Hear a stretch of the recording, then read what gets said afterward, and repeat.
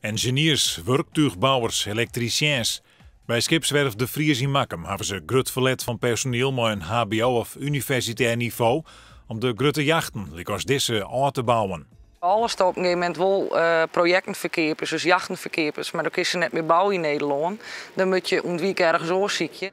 Likos in het buitenland. Nou, we hebben aanbiedingshoorn van bureaus die specifiek buitenlandse mensen aanbieden, dus onder andere engineers. Maar wij kiezen toch heel principieel voor om dat net te doen. We zijn een Nederlands bedrijf, waar met Nederlandse mensen werken. Skipswerf De Vries is in 2011 uitgezet met interne opleidings op mbo-niveau en dat had vertuten dien. Opleidings op hoger niveau aanbieden, zo ik een oplossing bij ze kennen voor het personeelstekort.